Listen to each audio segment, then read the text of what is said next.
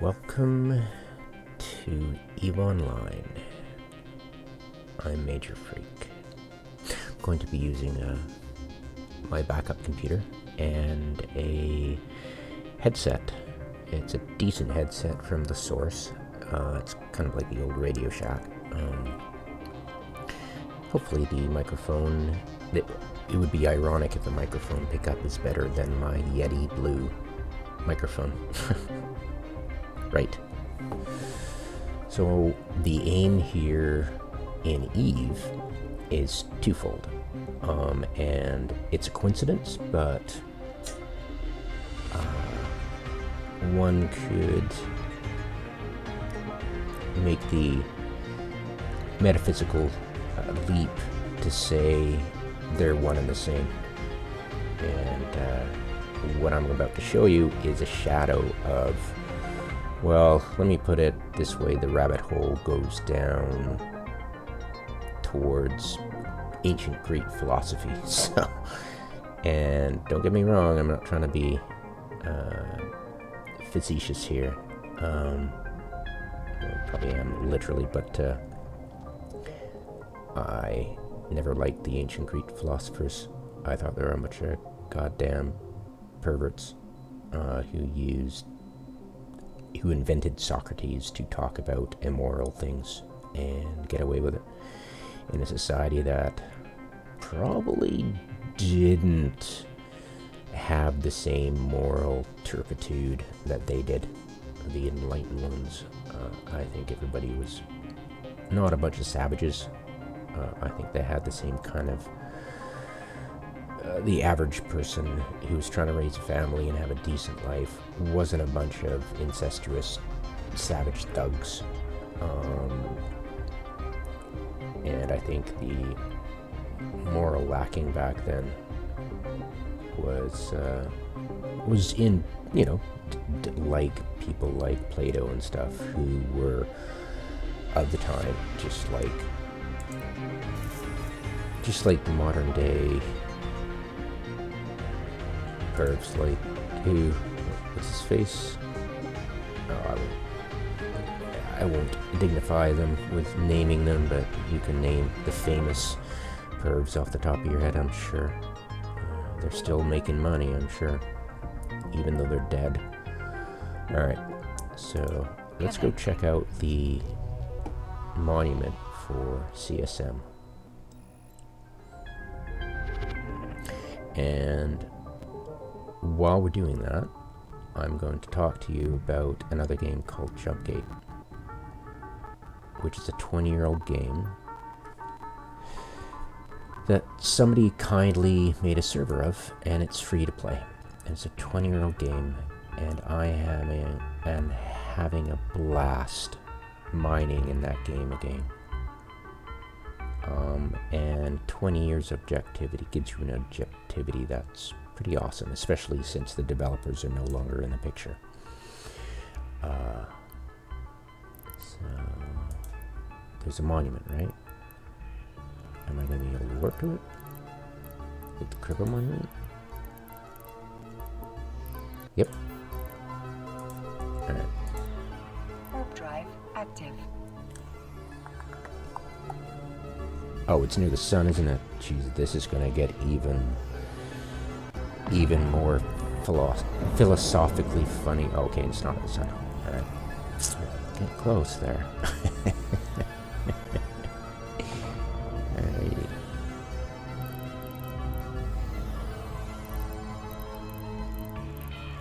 Alrighty. We're close frickin' enough to the sun to be Oedipus.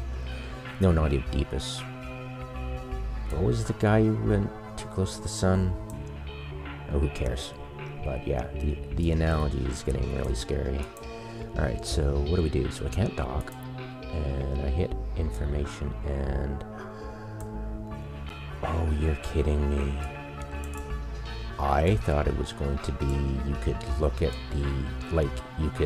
they would have the CSM thing here, and all the images and the images of each, and each one would be a different, you could go to here, and it would be the in-character face of the CSM member, and the alliance he was in, the corp he's in, if he's low sec or high sec or null sec or wormhole, and whether he's oh, come on, get up there. You know, and all this stuff would be kind of like, that's what I was expecting, right? Some kind of interactive visual thing, because, you know, it's a monument, right? But instead, they've got this, oh my god, playing so immersive. It's not living. Jumpgate was living back when it had 1,000, 2,000 players online at one time. 2,000 was the max. It never reached the threshold that Eve was able to.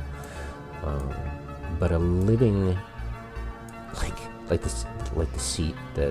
fan fest, a living metropolis of evolving blah blah. It's just, and look at our spreadsheets. We made them sexy now, so they're no longer, you can't make fun of the spreadsheets anymore, because we sexied up the spreadsheets. They're no longer that bad. It's so they wander onto the worst critiques of the game and go, look, we just sexied up the part of it that you hate, so it's no longer, we've defeated your argument. It's like, welcome to CCP, who thinks arguing with people on Reddit makes you intelligent. Yeah. Running in the Special Olympics. Alright, so why can't I? Oh, it's just a, oh, it's not even a, it's just, oh wow, that's hilarious. Anyway, so look at all those images. Look at the wasted opportunity here, huh? And I think this is all taking you to an external link. It's just, oh my god, it's just, oh Jesus, it's just external links, that's it. Oh, what a disservice. Oh, wow. Okay, anyway, so a living, evolving, yeah, right. The only living, evolving thing is the things the CCP has bashed over the last 2 years. The player economy. That's the dynamic. Like, playing is wonderful for me, because as an explorer, Bartle's type explorer, I love immersion, but I also love exploring things. And the fact that nobody's there, it makes it a sterile environment to experiment in. Bartle said that explorers would attract achievers, and achievers would attract socializers, and socializers, well, the population, would attract killers. And it's a dynamic system. Unfortunately, NetDevil, who developed the game, would just adore coming, because they'd come into Help Channel, which was the main chat, and the griefers would lurk there, condescending the newbies with a get good before get good was, you know, but they'd be very condescending, and the newbies would politely walk slowly away, backwards, away from the cougar, and then let their wallet do the talking. And NetDevil would come on, and the griefers would kiss their ass completely, like wall-to-wall, non-stop love bombing, right? And that affected NetDevil, and NetDevil's attitude was that. And their game eventually died because they succumbed to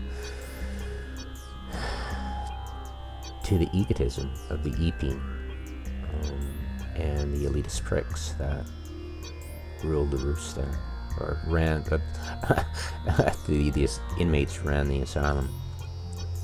But it's interesting playing that game right now, the sterile environment, and that makes me think of EVE Online. It's living environment. What makes Jumpgate live is the dynamic nature of the game because of the players. that I can't experiment. An explorer cannot experiment in a sterile environment when there's players interacting and adjusting the prices on the fly. I can't just go, oh, I can take an item to each station and get a consistent price out of each. Therefore, I can find out the best place to mine a certain asteroid, because the prices aren't in flux, because it's not a living environment, it's a sterile environment. And EVE Online, if it goes below 20,000 players, and that has always been for 20 years my go-to explanation of the game's survivability, in comparison to, say, Earth and Beyond, that died early on, probably 2004, 2005. It was a EA game. EA Games failure. A lot of exodus from there to this game. Jumpgate probably as well, but Jumpgate only had 2,000 players, right? And it was a joystick game, so there weren't any ults guaranteed, unless you were crazy.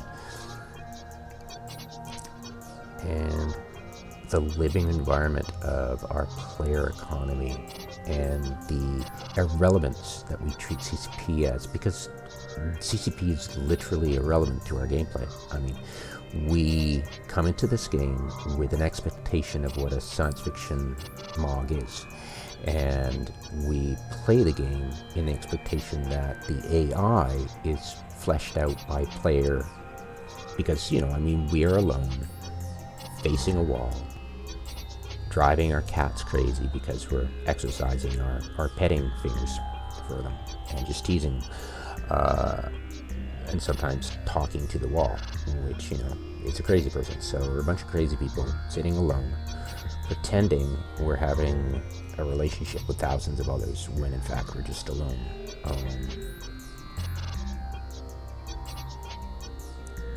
I think I'm losing my... Oh, there it is. Cool. 45. And this is cool, but this should be exclusive to the station. And yeah, anyway, sorry.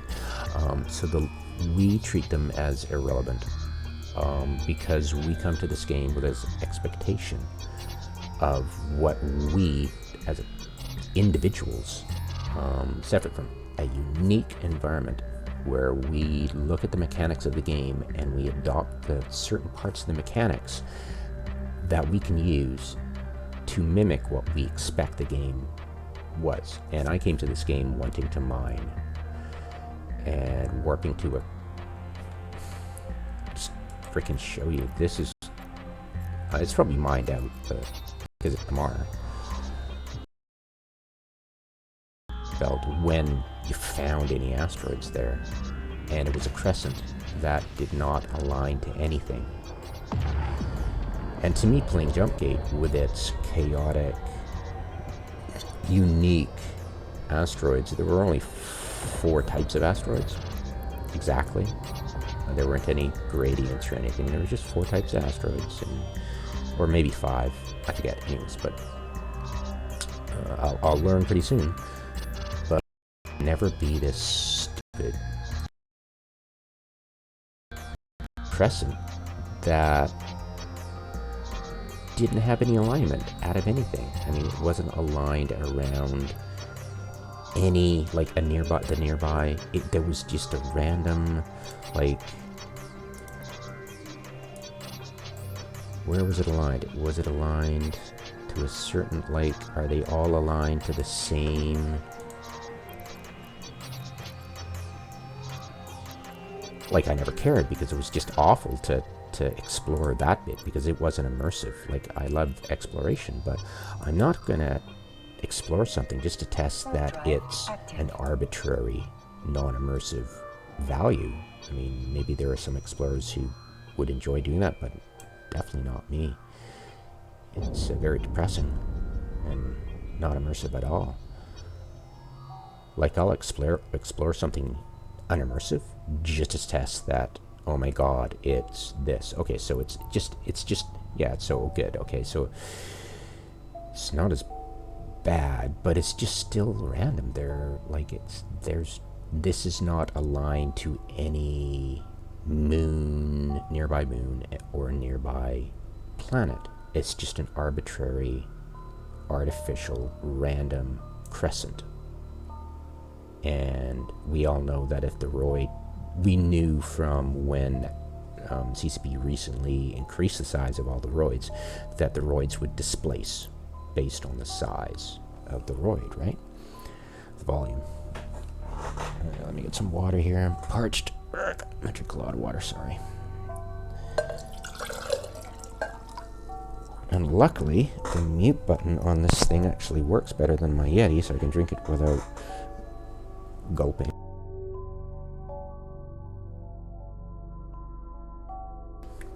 So nice to be able to mute confidently. All right.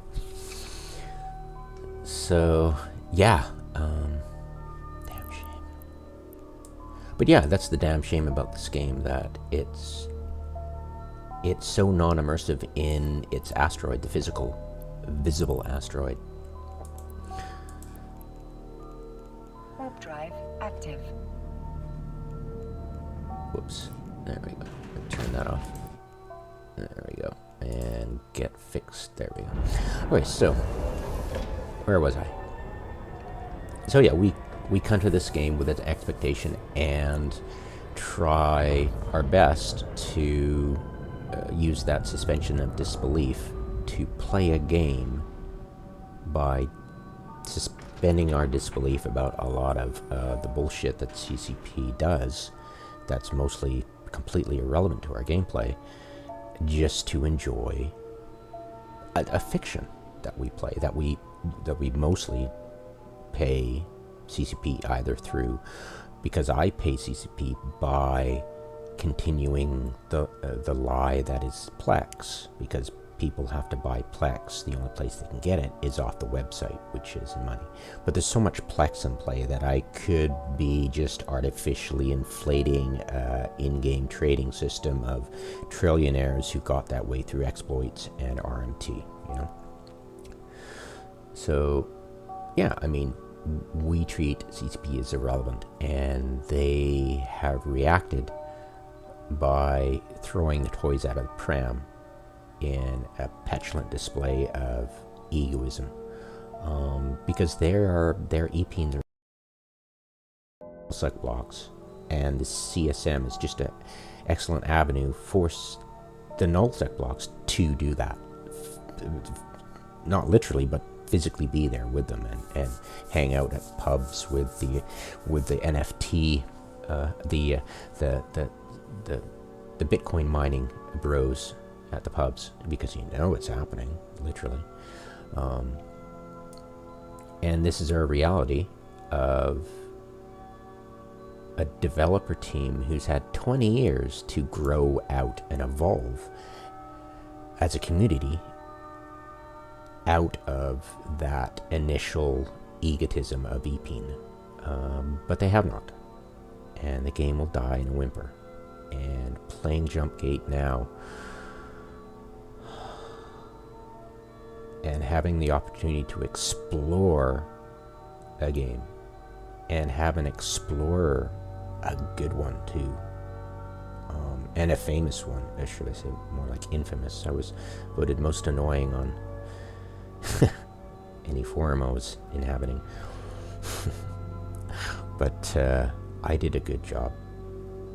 And Bartle did say that explorers will attract achievers, because I will publish information that is helpful for people, and they can quickly rise to the ranks and have fun. And it attracts those, and then socializers get attracted because of the population they can talk to and interact with, and then the killers get attracted. Well, the killers get attracted to any mob, but whatever, right? And it's the dynamic between all four that makes or breaks a system. And the system was pretty good. It was just the devs who just came in and wanted their EPing sucked by the Moonies, the cultists who would just kiss their ass constantly and be so condescending and mean to the noobs, and troll them, of course, on the forums and otherwise in game. But I loved mentoring, and I didn't care. It was fun. You'd either love the game or not, and there was risk. you just accepted that the devs were just retards, and you moved on and you played the game. There was no way to compete against, because they didn't evolve from wanting their ego stroked. You know, they did not get the idea. And it's interesting because, and this goes into philosophy now. This is down the rabbit hole. So welcome to the rabbit hole. We're going down the rabbit hole. I don't need to go to these. I'm just really upset that there's no visual of the CSM. They have like, why don't, like, instead of different, why don't they have each screen have information about each candidate? You know, they have enough bloody screens here. Why didn't they have a rotating thing about each candidate? That would have been cool, right? Oh God, it's just welcome to it. So I am here at the CSM booth, where that was the only snippet you got, and talking to you now and dragging you kicking and screaming down the rabbit hole to ancient Greek philosophy. Because when I was playing Jumpgate a couple hours ago for about 2 hours, and just before downtown, and I was testing asteroid. I'm testing, now that I'm in a sterile environment, I'm going to be testing whether or not I was right about asteroid mining. I know, I was just like Aura Regeneration and Eve, where I contested the prevailing philosophy. I was also the first one to talk about ore rate mining in Eve publicly. I mean, sure, other people might have figured it out privately and not told anybody because of competitive, you know, if you keep it secret, you'll get... It's like, Jesus Christ, guys, it's a game. If we talk about it, it's an open forum to talk about it, and we can improve the game by suggesting feedback, because the only way you give developers is figuring out the game properly, talking about it among themselves, and when the developers want feedback, we can give the feedback that's educated and doesn't sound like we're a bunch of idiots looking at shadows on the wall and thinking that's the reality and refusing to go out in the sunlight because anybody who comes back acts blind because they can't see in the dark, you know, relatively speaking. Yes. Ancient Greek philosophy and the analogy of the cave, which it's Occam's razor, basically, which is, Jesus, so many things. It's anyways, let's start from the beginning. I was talking about in the Jumpgate video in my other channel about us figuring out, like, when I started to talk about it, other people started to engage on the forums, the official forums, with me on it, and we talked about it, and I convinced them that it was true, that I think that by orbiting an asteroid and mining at the same time, you are speeding up your mining process. And people got in or not because they trusted me. I made star charts to find the rare roids in EVE Online before the developers and publicized it and got famous right before the CSM reacted, not the CSM, but the developers, NetDevil, reacted by coding in an item that allowed you to go directly to a spot in space without needing my star charts. And I even started using the roll because it was great. And I didn't look back, it was awesome. But I did miss the star charts because it was very immersive. And the protocol was like, you know, it was like, damn. It was actually a slash code to actually, you knew it was a jury-rigged system that it didn't plan because you had to do it using a slash code command. And it wasn't integral to the game. And we knew that instantly. It was a slap in the face, basically. It was like, look what we can do, you know, like Stewart. It was, but yeah, it worked, and we were great. We moved on, and the game died because there was only 2,000 players at tops. Anyways, so we were discussing mining speed, and the way I discovered it was because it was orbiting, and I thought that it was the speed of orbit that increased the mining rate. And since we were groping in the dark for answers, basically drunkards in the dark looking for our keys, and very sarcastic hinted that I was right, but used wording that made it very ambiguous as to what was causing the increase in mining rate.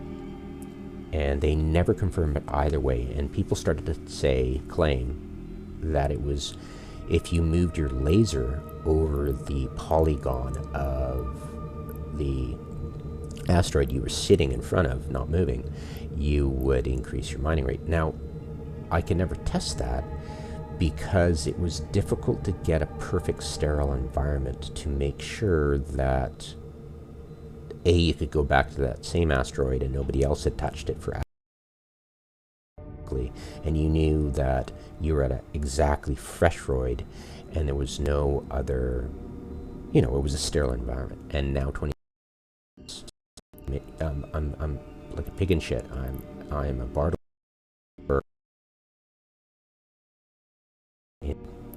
in whatever pigs love to swim in. So it's great. I'm gonna have tons of fun, and by its very nature I will attract more people to the game because that's Bartle. But we all trust Bartle was speaking truth. So yeah, it'll be fun, but hopefully I don't attract too many people too quickly because I'd like to experiment a lot in the Jumpgate game as quickly as I can because I know I'll attract people. Alright, so just but Muffy is, yeah, household word in Jumpgate. Yeah, so I better act quick. So yeah, it is the analogy, literally, of the streetlight effect, the fallacy of the streetlight effect, of the drunkard looking for his keys, and the cop comes to help him, and they're searching under a streetlight, and he asks him, where did you lose your keys? And the drunkard said, in the park. And the cop goes, why are we searching on the light? It's because that's where the light is, the drunkard says. And it's a streetlight effect. The developers are the cops. They come on, help us look for the keys, and then go, oh, and then they walk away saying something opaque and ambiguous. And they know where the keys are. They're the developers. They have omniscience, and they pretend that they're just like us, and they can make ambiguous, opaque statements because just like us, they're allowed to have opinions, and that's great. They're allowed to have opinions, except they're developers and they have omniscience, and pretending to be also affected by the streetlight effect of I use the streetlight effect for this instance in the sense that there's a popular opinion that, well, mining is mining. You just mine, and there's no modifiers to that.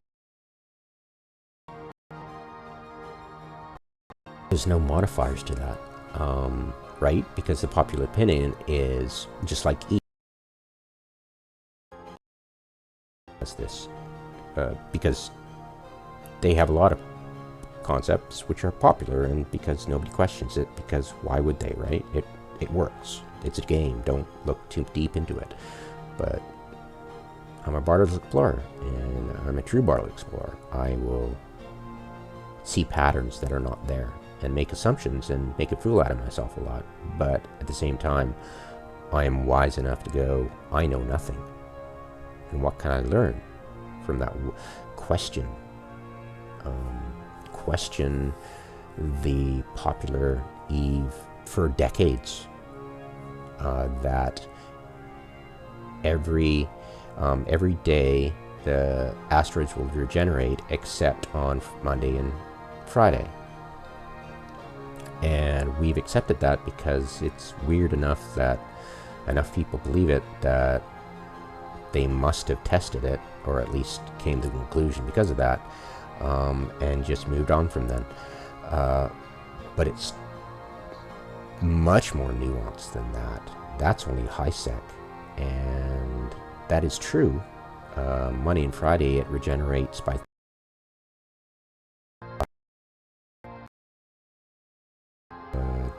during that time. I never tested that. Pretty sure it does. It's just downtime. But every other day it regenerates to 80%, and then goes to 100 the next day. But it's weird, yeah. 80%. It's very bizarre. And on Monday, Friday it goes to 30%, and then 80%, or 30, 80. I think on Tuesday it goes. Anyways, whatever. It'll go to 100%. I guess, if you do the math. I never really tested that, but I've tested enough to flesh that out. And who cares, right? It's just a game, right? But in low sec, it takes 20 days to regenerate. It's completely different. Like 20 days to fully regenerate completely an asteroid. And in null sec, every 3 days, 100%. Bam, just like that. The minoroid disappears 3 days later, downtime, bam, 100%. From nothing. So those are the keys that CCP holds, and they know it. They might not. They might be as ignorant as we are about it, because what do they care? They just look at metrics, right? Why would they care about the mechanics of the game and the nuance? They just want us to buy Plex and skins. And anybody who questions otherwise is... yeah. The Emperor has no clothes, as the kid gets dragged into the alleyway and stabbed by the courtiers. So yeah, the streetlight effect. It is Occam's razor. It's the allegory of the cave. It is an interesting thing, because if you go to a streetlight effect, the related article is the McNamara fallacy, which is the Rumsfeld fallacy, which is very interesting. The instant I saw it, I knew that I needed to tell you guys about it, because at that Wikipedia page, the McNamara fallacy from Wikipedia, the free encyclopedia, begins. The McNamara fallacy, also known as the quantitative fallacy. And you're just like, you're already there. I'm preaching to the choir. Named for Robert McNamara, the U.S. Secretary of Defense who served from 1961 to 1968, involved making a decision based solely on parentheses, or, wait for it, drumroll, metrics, close parentheses, and ignoring all others, period. The reason given is often that these other observations cannot be proven.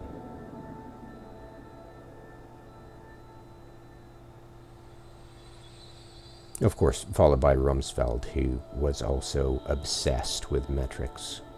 And U.S. First Brigadier, talking about McNamara, Brigadier General Edward Lansdale, Air Force officer, reportedly told McNamara, trying to develop a list of metrics to allow him to sign the war, that he was not considering the feelings of the common rural Vietnamese people who they were invading.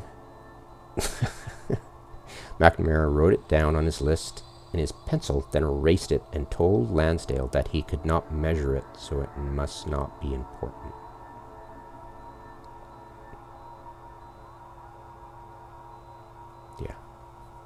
And Rumsfeld, of course, was, besides being infamous for telling a major that we fight a war with the stuff we have, he was just asking for frickin' armor for his logistics personnel, for Christ's sake. That with achieving positive metrics that could be wielded with demonstrated progress in the global war on terror. So yeah, it is interesting that it links to the Allegory of the Cave by Plato. And that, yeah, people just don't want to leave the cave because they think anybody who comes in from the sun is hurt by the sun because they're blinded, because they can't see after being exposed to the sun. So yeah, and that's the problem with Plato too. That's the reason I don't like the. And this is the real, what I really think, what Muffy really thinks. I don't think Plato had it right at all. He fictionally created Socrates, somebody who talk about and get away with talking about basically pedophilia and all that other stuff, in a society that probably didn't see that kind of talk as anything but,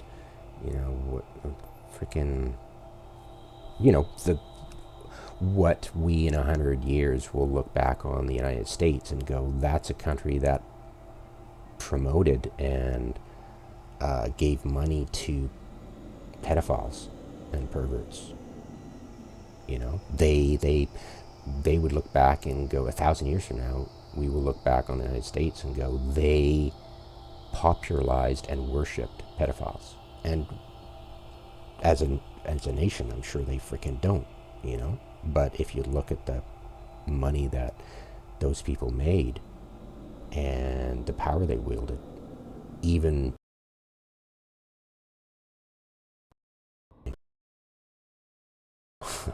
let's back away from real life, right?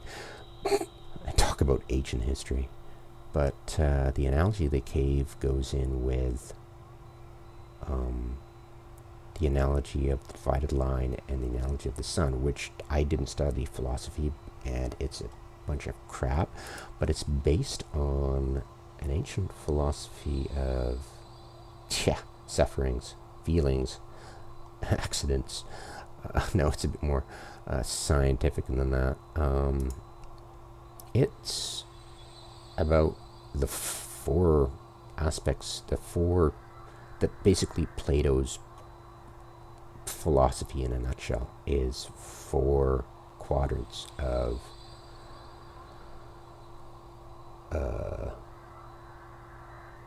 reality of the mind, basically, of sight and mind, and goodness. And to me, Plato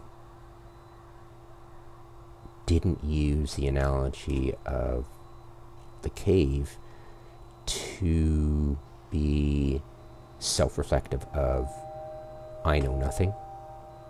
It was, this is it, this is everything, and a fool for not believing me, and they're the ones in the cave.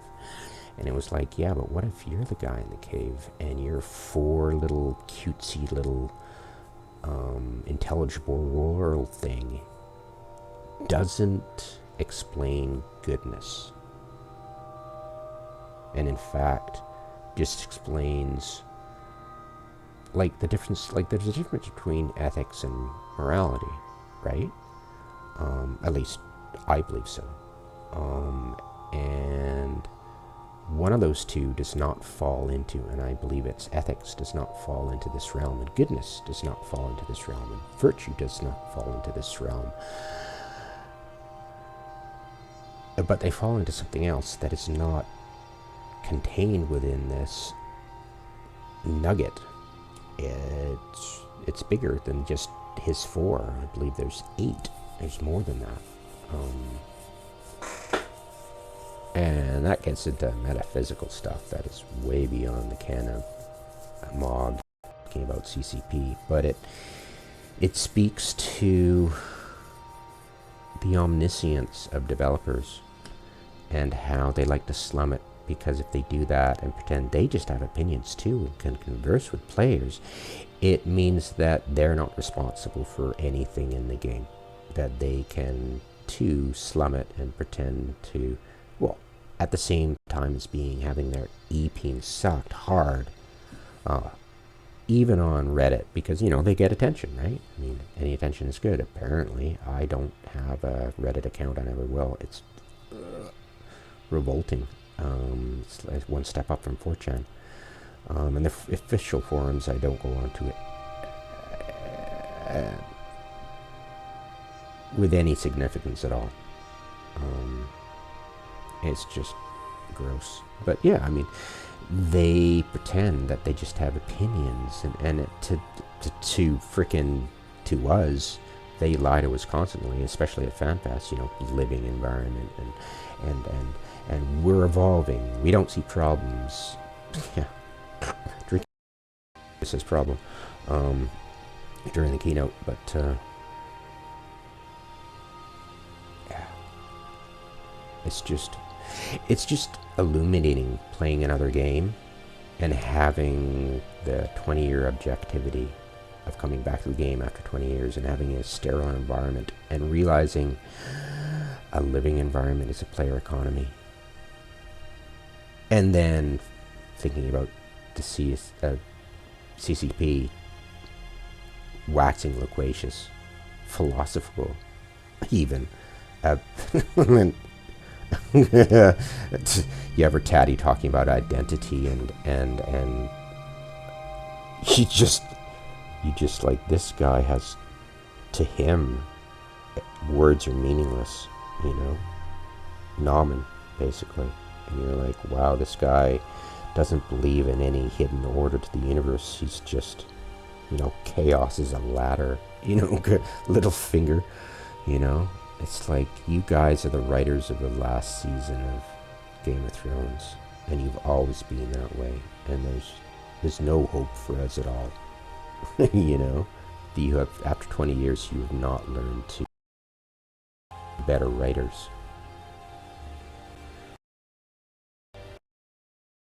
To them, at least. But yeah, it's interesting that what they say goes, and the law is, because we can see it in the streetlight while we're drunk looking for our keys, and they're the police who can see everything but go, well, we can't find your keys. If it's in the park, where would we know? And us being drunk, don't realize that, yeah, these guys actually know exactly where the freaking keys are. And know where everybody else's keys are, because they're the same keys, they own the keys.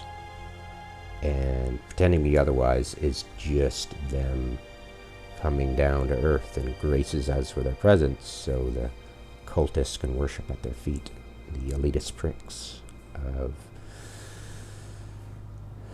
Mogs. And they will always be elitist pricks in the game, because those are killers. That is the killer playstyle. That is the killer mentality. Yeah.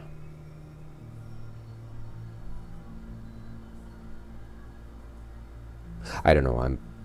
I could be wrong. I meant that the killers were anything but people who, you know, it's PvP. Why wouldn't you want to interact with the players? I mean, it is the capability of PvP. Why aren't you doing that in a MOG, right? Why wouldn't you? I mean, you can interact with the environment or the players. Why aren't you doing that, right? So it's, you know, you can't always be socializers. That would be just too goody-goody, right? But yeah, I shouldn't denigrate the killers. It's not what Bartle meant. I should respect that. But yeah, there's no getting around it. There are Care Bears and there are Griefers, and they are both risk averse. And I don't think the analogy of the shadow, the cave, the divided line or the sun explains Care Bears and Griefers. Pretty sure. It'd be interesting if it did, but I'm not going to trust ancient philosophy and ancient Greek perverts to figure out everything there is to be, because I've just explained I don't believe they do. So that is the end of my discussion, and unfortunately, it is a damn shame that there is more life in this chat than these screens.